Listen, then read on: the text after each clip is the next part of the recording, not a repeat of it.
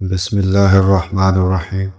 حضرت ابو قتادہ رضی اللہ عنہ سے روایت ہے، حضرت عمر رضی اللہ عنہ نے فرمایا، اے اللہ کے رسول، جو شخص 2 دن روزے رکھے اور 1 دن چھوڑ دے تو اس کا یہ معمول کیسا ہے؟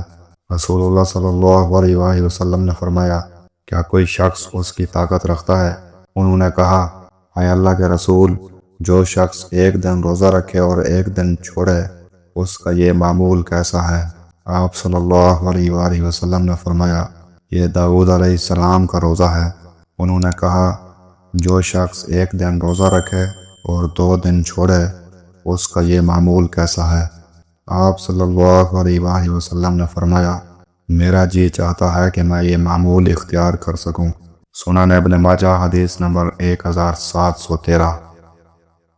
رسول اللہ صلی اللہ علیہ وآلہ وسلم کے آزاد کردہ غلام حضرت ثوبان رضی اللہ عنہ سے روایت ہے، رسول اللہ صلی اللہ علیہ وآلہ وسلم نے فرمایا، جس شخص نے عید الفطر کے بعد 6 روزے رکھے اس کے پورے سال کے روزے ہو گئے۔ من جاء بالحسنۃ فلہ عشر امثالھا، جو شخص نیکی کرے اس کے لیے اس کا 10 گنا ثواب ہے۔ سنن ابن ماجہ حدیث نمبر 1715۔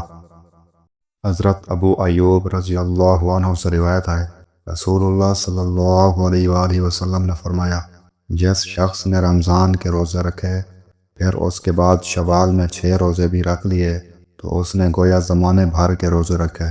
سنن ابن ماجہ حدیث نمبر 1716۔